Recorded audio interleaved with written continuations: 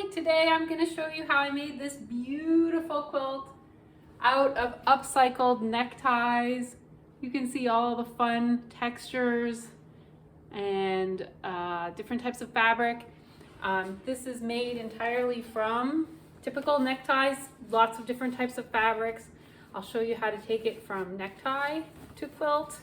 And this is mostly a hand sewing project, although there is a little bit of it by machine. So the way this project starts is you need to collect neckties, and you could throw them in the wash at that point, but what I like to do is first dismantle them and then wash them, and I'll show you why in a minute here.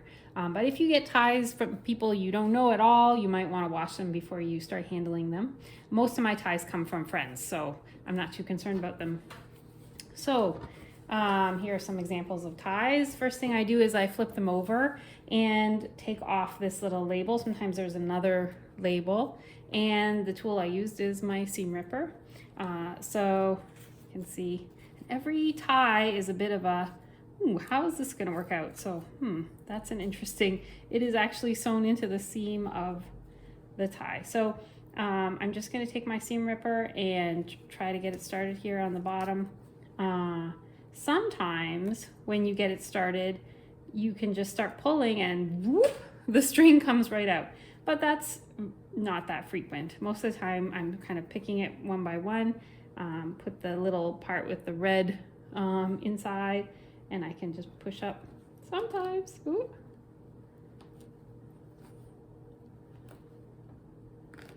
Till I get to that label.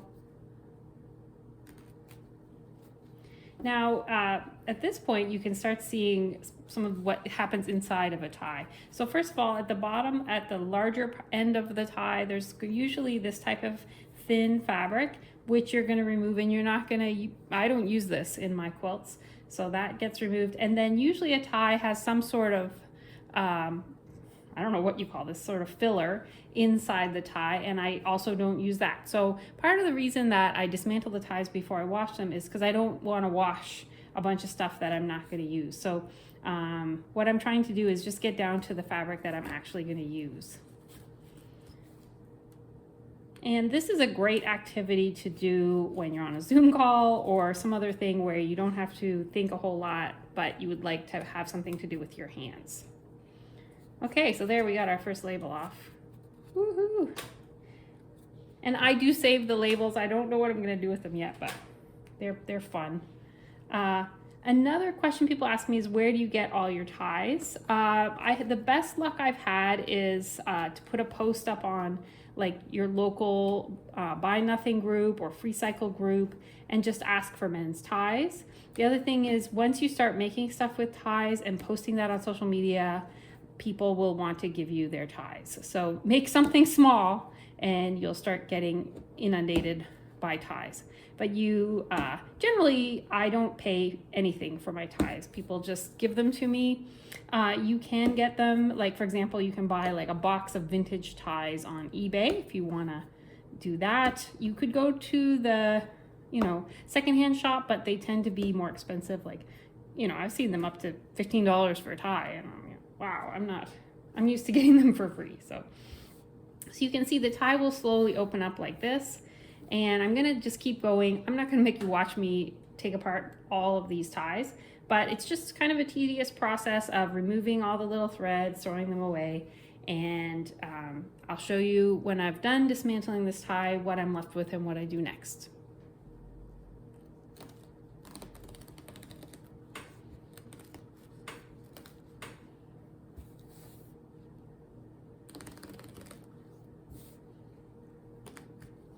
Okay, so now I've got that long seam all ripped open, and you can see inside the tie there's like this liner. It's usually white or yellow, and I usually throw it away. All the food that's gotten spilled on that tie, it's probably in there. So we don't need to keep that. And then at both ends, at the skinnier end of the tie and at the wider end of the tie, there's going to be this thin, inexpensive polyester type fabric. So I'm going to work on taking that off with my seam ripper. Now most ties are made out of 2 or 3 pieces. This tie, when I lay it all out, I can see it's made from 2 pieces and there's a seam right here. So I'm going to separate it at the seam there, and yeah, so that's, you know, some will have a join here and a join here, and then you'll have 3 pieces, but you usually get 1 really large wide piece near the base of the tie, and then 2 longer skinnier pieces on the neck part of the necktie. So one thing is, upcycling ties can take a very long time. And at some point you might just start be like, I am tired of seam ripping, and you might just use some scissors to take apart the ties, like particularly this end piece with these tiny little stitches that are sometimes, you know, what I do is I try to take it off, and if it's like an uphill battle, I just snip it off, because the amount of fabric I'm going to lose there, it's so tiny. And also ironing those edges flat can be very tedious. So at this point I have a big piece, a skinnier piece, and then these 2 pieces that are going to go in the trash or the fabric recycling. Now another fun part is all that thread that I ripped, I'm going to have to sit, I'm going to pull it and throw it in the trash, or, you know, vacuum it up here. So just one tie can take me 15-20 minutes. So that's a consideration. It's not a quick project. So at this point, I've disassembled this tie, and you can see these are the 2 nice big pieces of fabric that I get from it. And, you know, just to give you a sense of it, you know, I had to pull out all those threads. I had to wipe down, because, you know, just dust and things come out of the ties. So this is how much fabric I get. At this point, I'm going to go hand wash this tie in the sink. And the reason I do that is because a lot of ties have either never been washed or infrequently washed. And so what happens is a lot of dye, a lot of color can come out of the tie. And so if you put it in the washing machine, you risk one tie, the color getting on all the other ties. Also, when I wash it by hand, I can look at the water and see, like, is this a filthy tie, or is this a tie that I need to wash a few times to get all the dye out before I put it in my quilt. So I like to hand wash them one at a time in the sink, which I will go do now. So what I do now is I take a bucket in the kitchen sink and I put just the tiniest, like half a teaspoon of liquid laundry detergent in there. And I just put the tie in the water and I swoosh it around. Swoosh, swoosh, swoosh. And as I'm doing this, I'm taking a look at the water, like, is a bunch of dye coming out? For this particular tie, like, no dye is coming out. So that's good news. And the water is not turning black, which is also good news. That means this tie was either barely worn or it was washed before it came to me. So that's good. So once I feel like it's had a good swoosh swoosh, then I just squeeze the soapy water out of it and I rinse it a few times and make sure that all the water is out of it. All the soap is out of it, yeah. So there's 2 parts to this tie. What I'm going to do now is I'm actually going to take this over to my ironing table and I'll show you what I do next. So next, while my tie pieces are wet, I lay them out as well I can on my ironing table. And one of the challenges with ties is that they've been in the same position for their entire existence. And so getting the seams to lie flat and to get wrinkles out and stuff is challenging if you try to iron them while they're dry. So what I do is I iron them while they are wet. And what that does is it'll tend to help push the seams completely flat. Now, you might be like, oh my gosh, you're putting your iron on that fabric and you don't know what it is, or even if you know what it is that safe? Well, I've been doing this a long time, so I've gotten the hang of it. But generally, if I have never had a tie melt on my iron before, I'm kind of used to this now. So, but, I mean, I have it at its very high setting, but the water keeps it from ironing from the iron, from it melting onto the iron. So the key is for it to be wet. My iron's not at full heat yet, so it's starting, but it's not quite there. And I'm just trying to get all the edges, the places that were tucked under seams, I'm trying to get them to lie flat. If you're nervous about your iron getting stuff melted on it, you know, you can put a muslin or a cotton thin sheet between the tie and your iron. That certainly would be fine. You can hear it starting to sizzle now. Yay. So I basically want it to be a completely flat piece of fabric.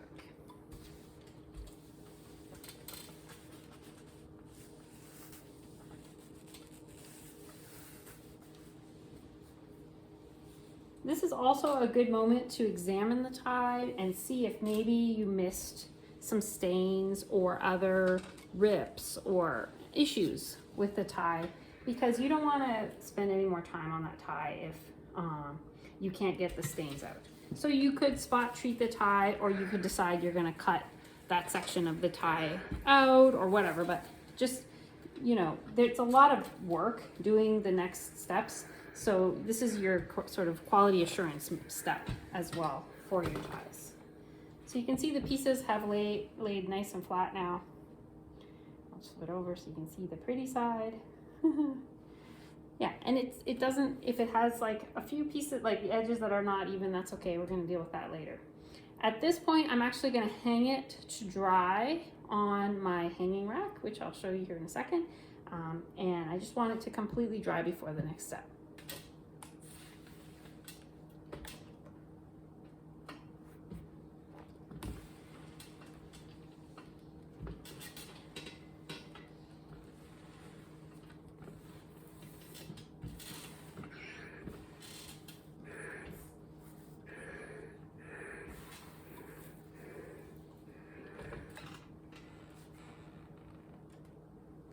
Once the ties are dry, next I'm going to lay them out on the interfacing.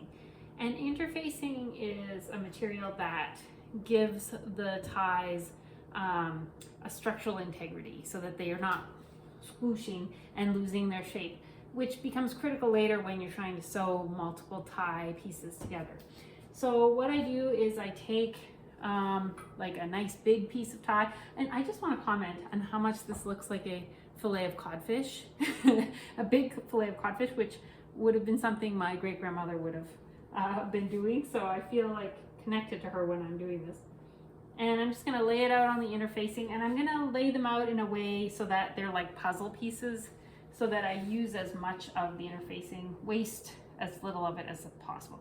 I mean, it comes in a really big roll, but it is expensive, so I wanna use it carefully. I mean, expensive. It's not that expensive. And let's see. The other thing I'll just note is, if you see here up on my table, I have my really big pieces of ties, my medium-sized pieces, and my little pieces. And so I'm gonna lay out the big ones, and then you see I'm left with this kind of skinny, long shape in the middle. So I'm looking for something that might fill that up nicely. Oh, look at that. That's pretty good. And then I have like a little piece left here, so just sort of grab, oh my goodness, this one tie is getting its heyday here. So at this point, I like the puzzle. I've used most of the interfacing in this section. So then I'm gonna take my pins and I'm gonna pin them down, and then I'm gonna cut them out and get ready to iron the interfacing onto the ties. So just adjust this so you can see me pinning. Nice long pins.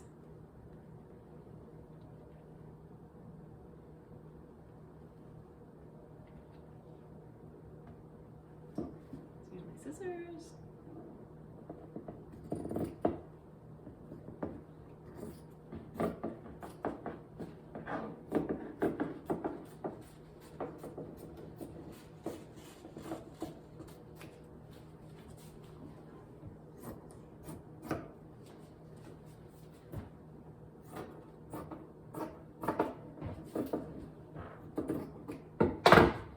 So now this piece is going to head over to the ironing board to get the interfacing to attach to the tie piece. So the next step is to iron the interfacing onto the tie. And there are pins here, so we're going to pull those out. And as much as possible, I'm just going to press like this. I'm not going to rub. I'm just going to lay it like that and try to get them to adhere to each other. Now the interfacing has like this heat activated sticky stuff that makes it connect to the tie. So that's what we're just trying to do. We're trying to make it connect. You can see when you pull it up, they're connected. So we'll keep going, do the whole tie. The adhesive that I like, now there's different kinds of adhesive, or I guess interfacing is the right word. This one I like because it's kind of papery, feels like paper-ish. There are some that feels more like gauze, and I find those don't, like the ties are still very wibbly wobbly, so I prefer this kind of stiffer bit. So at this point, what I like to do is I'm gonna start making them into hexagons. So what I do is I make little hexagon patterns. These are for 5-inch size. You can, on the internet, you just type in 5-inch hexagons, 4 inches, whatever size you want, and you can print them out. And then I put them on cardstock to give them a little bit of heft. And the reason I like 5-inch hexagons for necktie quilts is because they use it up well. Like they use the end well, but you know, it's whatever you want. I just, in general, I make only 2 sizes, 5-inch and 3-inch. 3-inch for the skinnier parts of the tie. Just because if they're all about the same size, then I can use them here and there on different quilts. So what I'm doing at this point is I'm just looking for a spot to put this so that there's like at least maybe 1/2 inch of tie around the edges, like that. And then I pin it, and you can see I'm pinning it to the back of the tie, like that.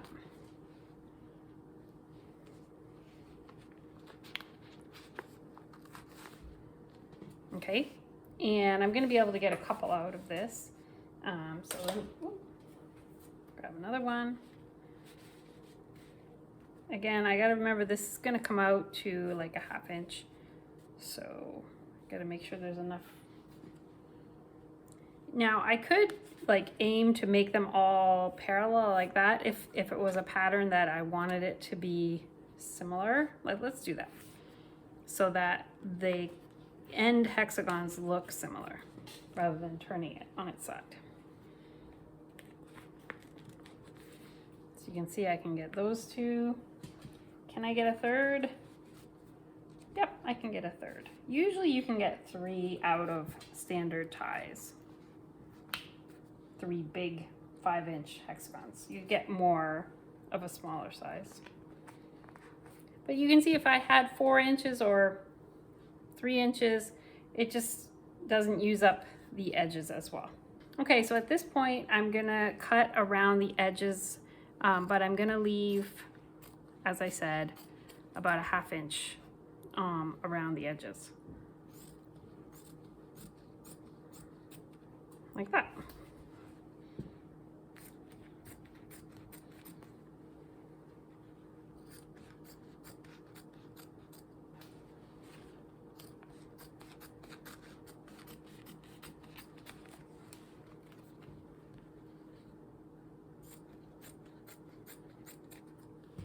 Okay, so and it doesn't have to be perfect because you'll see in the next phase wise it doesn't have to be perfect.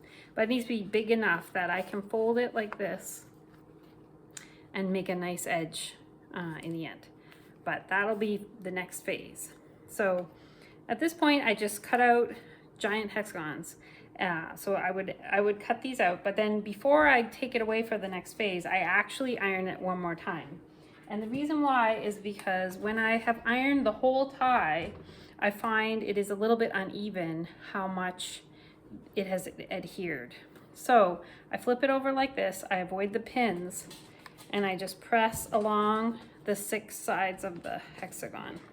The reason why this is helpful is because then when I'm sewing the 6 corners, the interfacing doesn't separate from the fabric as I'm sewing, which, you know, you can recover from that, but I just like it that these are basically very well sealed at this point, and so when I'm sewing, it's gonna work really well. So I just want to point out that after I have cut my hexagons out of the tie, there are different sizes of scraps left over. So some are super tiny, and those I do throw out. And then I get usually a bunch that are kind of triangles like this, and I save those for using my scrap quilts. And then I get the part of the tie that was too narrow to put the hexagon on, but it's still nice and big. And this one I'm going to use for other sections, either 3-inch hexagons, or I can use them for binding of the quilt. So most of the tie gets used up except this little tiny pile. So for the next phase, what we're doing is we are going to tack the 6 corners, the 6 joins on the hexagon. So you can see I just folded as tight as I can against the cardstock, make it nice and crisp with my thumb. I don't need to iron it though. And then fold it again as tight as I can, and it makes a diagonal line right here. And I just take my needle and thread, and I'm just gonna tack it. So I'm just gonna put 3 stitches usually. And I try not to sew through the paper, through the cardstock, just sew through the 2 layers, or kind of like 4 layers of fabric, and then snip it off. So that's the first corner completed, and I'm gonna do that for all the 6 corners. So you could sew down here and do the next corner. When I'm doing a smaller size, like a 3-inch, I will tend to do that. But with 5-inch hexagons, that's a lot of stitches, and I'm pretty fast at tying the next knot. So I just cut it off and start again. So again, it's nice and tight against the cardstock. I fold it as tight as I can against the cardstock, making that diagonal line, and then 3 little stitches. 1, 2, 3. And I mean, I'm gonna do 4. I just feel like doing 4. Yeah, so I've done this 1,000 times at this point, so it's pretty muscle memory. Okay, so now I'm gonna iron down the 6 corners. I start with the 2 that are nowhere near the pins. So start with that one, flip it around, do that one. Now those 2 are very well ironed. I'm gonna take out the 2 pins.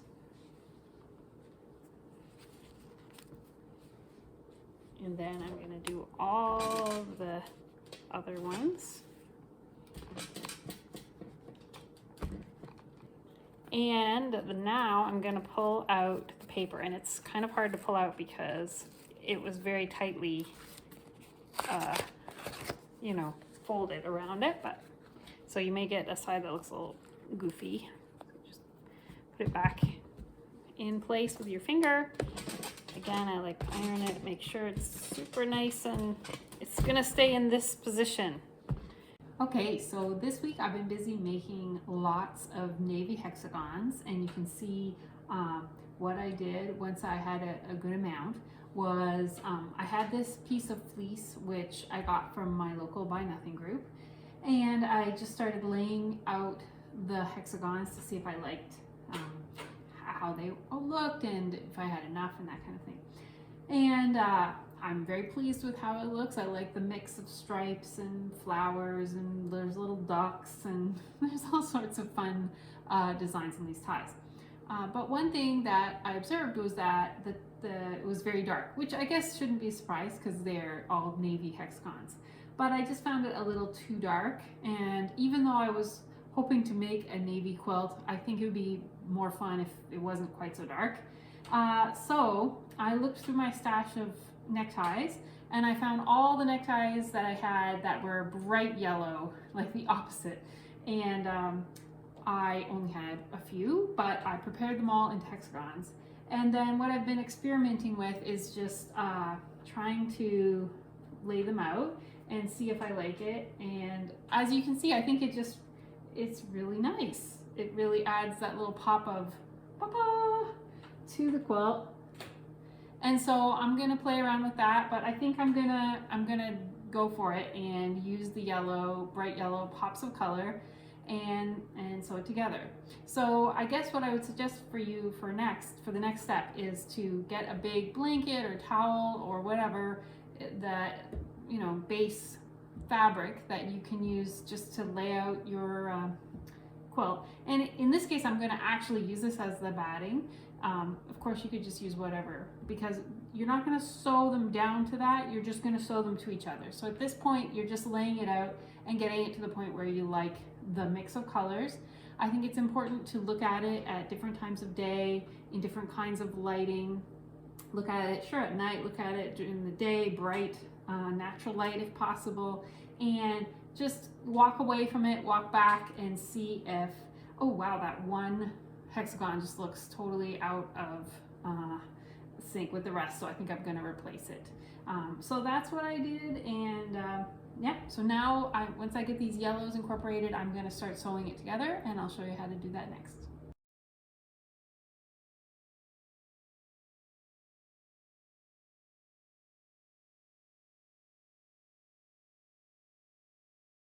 Okay, so next I'm going to show you how I hand sew the different hexagons together. So first I make sure that this is the one I'm adding. It's in the right, you know, rotation. This is what I want. And what I'm going to do is I'm going to sew here. So I don't start here and then go out, because then I'll have to start again. So I just flip over where I want to sew it. And then I make sure that they're totally lined up. And because I was careful, you know, using my templates, they're all the same size, so they should line up just fine. Okay, then I take my needle and thread, and I like to go inside, like boop, inside this little hole, inside there, and make sure that I didn't catch it inside, and just hide my knot inside there like that. Now I'm pinching with my left hand, I'm right-handed, pinching the two hexagons together, and I just push the needle through like that, and I'm trying to make as tiny as stitches as I can. So I'm really not picking up a lot of fabric with each stitch. Like that. And I'm just going to keep going. This, after a while, can get hard on my finger, so I put a thimble on there for pushing it in like that.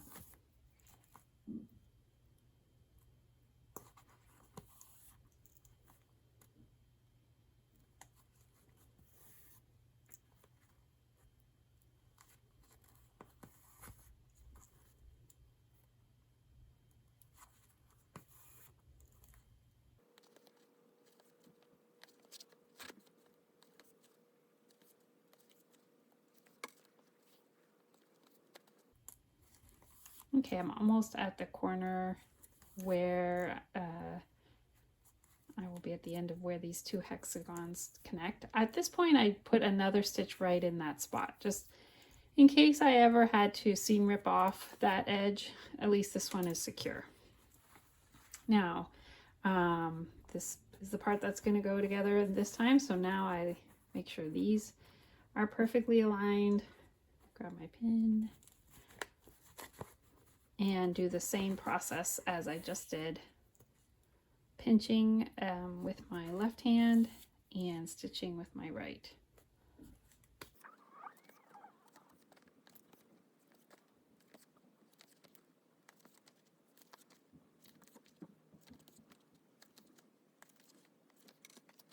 And you'll see I actually double up my thread so that I can throw my needle down like I just did. I also think it makes it stronger. And then when I get to the end of this one, I am going to do 3 stitches right on top of each other.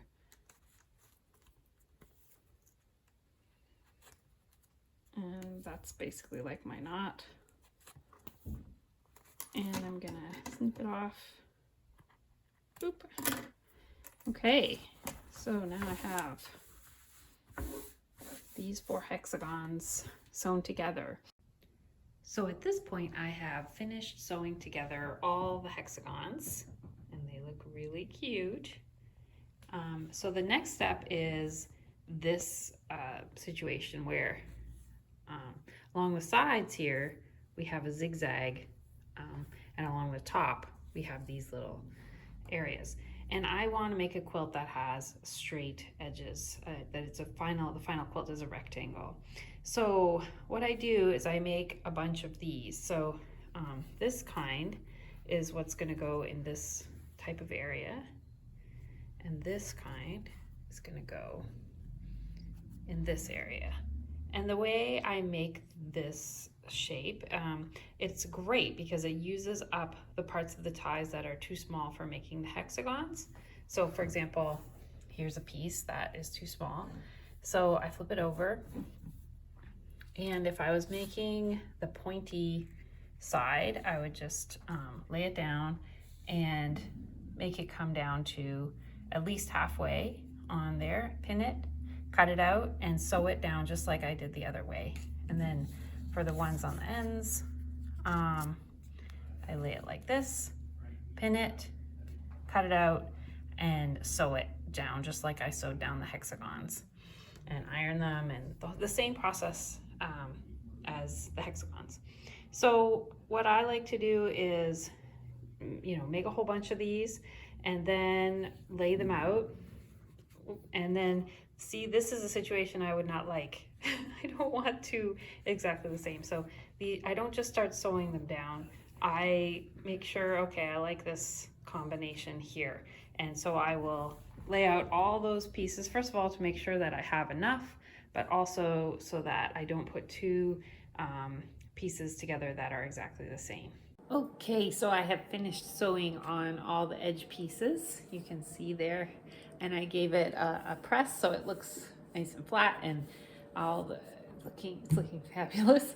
So now what I'm going to do is I'm going to use my rotary cutter and trim up the edges so that they're all 1 inch from the joins here. So because when I was making them, these edge pieces, I wasn't being super careful about how big they were, and also in the act of sewing them, they get a little squiggly. So I'm gonna even them up, and you can see there's little bits of interfacing and stuff. So it's pretty easy.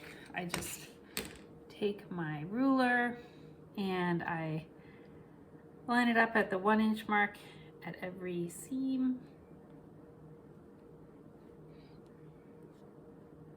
Yep, that's good. And some are going to get cut off more than others just because I made them bigger.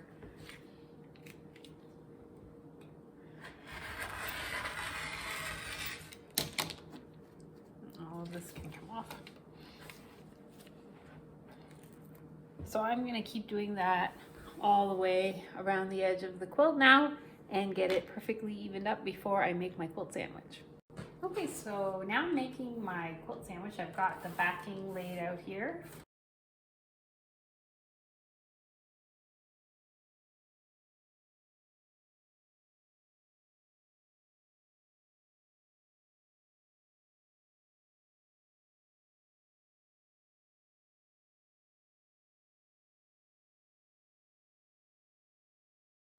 So the next step is to start hand quilting, and you could certainly machine quilt this, but what I found when I did that was that it's very hard to keep adjusting the tension to do it just right. So for example, this block is a polyester type of tie, and this block is a more silky kind of tie, and when I would quilt it with machine, it would behave differently with the different fabrics. And so I found hand quilting was just a lot more forgiving of that variability. So what I do to keep straight lines, I like to quilt it on the diagonal, as you can see. And I measure my block. So my block is about 2.5 inches, the side is. And so at about 1.25 inches, I put this washi tape. And what I like about washi tape is it doesn't leave any stickiness residue on the fabric. And then I will just start hand quilting on that side of the washi tape.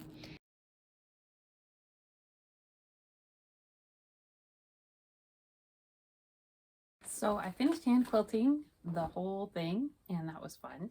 And then I made a binding. Well, then I trimmed off the edges so that they were nice and straight. There was some extra fabric all the way around. And then I made a binding by taking the skinny part of the ties and cutting them into 2-inch wide and then sewing them together. And so now I'm going to attach the binding to the quilt. And the way I do that is the same method that I have in my video about how to make bags out of recycled plastic packaging. So you can look at that, but I'm basically going to sew it down along the edge and then flip it over and hand sew it on the back. So I'm going to do that now. So now I'm just sewing the binding on. You can see I machine sewed it on the front, and now I am just hand sewing it on the back.